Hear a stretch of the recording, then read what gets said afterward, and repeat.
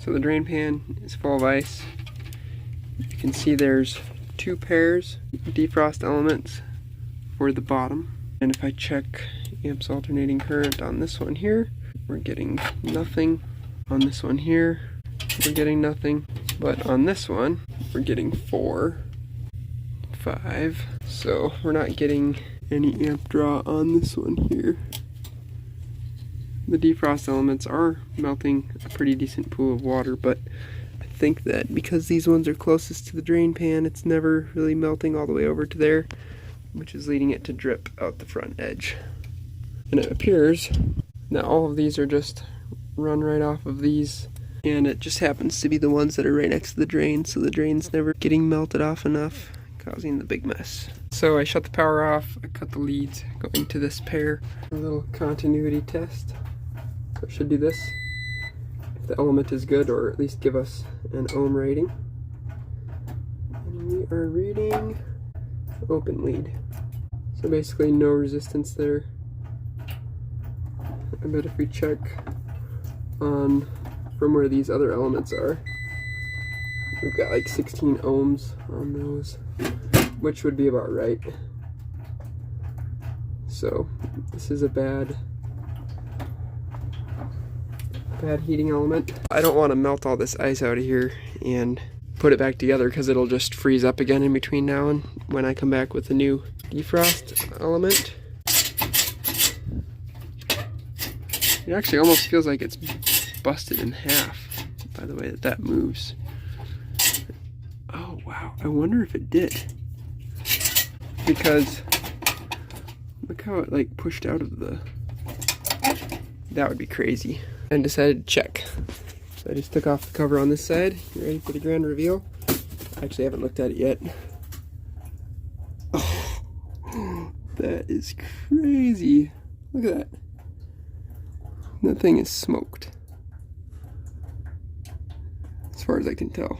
So this is that loop element that went around the outside. This one was still working, but let me get a better look at it. Okay, so looking at this, there's a wire.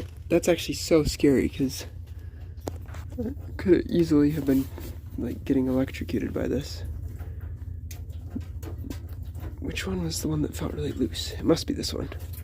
This is actually really weird, because I was expecting these to just be looped on this end, but they're actually all tied together. I gotta look at this for a minute here and figure out what's going on. So it is like how I imagined it. Each one is paired together. I just thought it was going to be like an actual bent loop on this side, but turns out they just have each individual element run like that, and then they send the power back. They just like wired them up in series, so power goes in and then back and in and back, since it's 240 volt. Just a different way of doing it. Technically this one might be okay,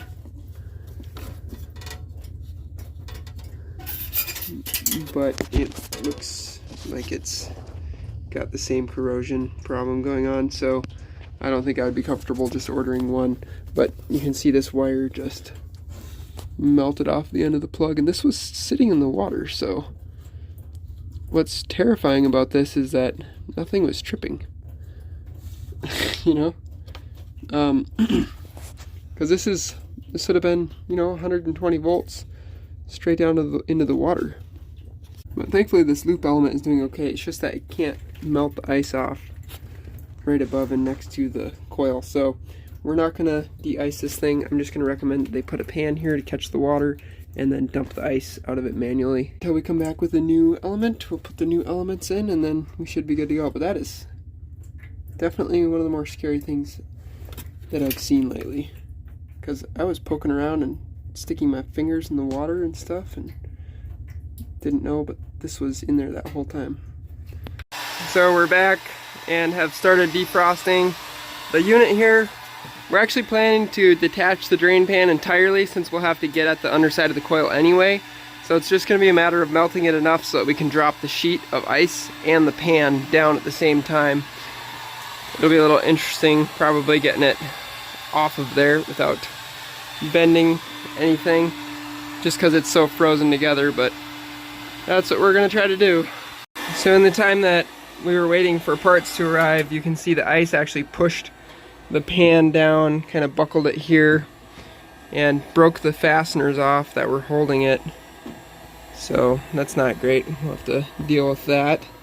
Just catching as much water as we can because it's super messy, and I'm gonna start dumping some hot water in at that side to kind of try getting it melting. But yeah, not the nicest ice. So when we were here the other day, it was only this one and this one that were actually bad.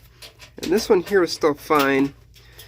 So unfortunately I only have 2 new heating elements, but I think what we're actually going to do is just reconnect this onto here using a large wire nut, and then we'll wrap it with electrical tape, and that probably will actually make it work fine for another good long while. But if this one ends up going out, then this pair right here quit heating, and this one was no longer heating when we got here today, which is why there was a huge accumulation of ice partway up into the coil, because this is that one that burned me when I was here and I reached up and touched it. But yeah, this one and this one are definitely a no-go because of their open, split open, corroded off ends. So there it is. It's actually a pretty snug connection, so I'm pretty sure that that pair will heat fine. There's just these little wires that go down the whole evaporator. We gotta unhook them. They're actually hooked on the refrigeration tube. And once we got them all unhooked, then we can just drop these directly down. And then the drain pan, this was all loose and floppy in here. The ice kind of pushed everything apart. So Simeon's just getting all that tuned back up and in place properly. Oh, that one's actually being difficult. That coil's bent. So since they're in series, we're just going to wire nut those 2 together, and then make sure that they're pressed all the way up and in. And we got one more clip here, just like that. So now those 3 on the bottom should be able to just get all of their heat directed nicely into the evaporator. The other thing that's good about de-icing this thing like this is it washes the coil out really well. This one was really not that dirty, but sometimes they can be pretty dirty. An added benefit to water de-icing. Just putting this back on, we'll have to come up with a new way to mount it in there since the original mounting hardware snapped off from the ice. Okay, so we got it put back together and added some new fasteners to hold it. And yes, it would seem that they are heating.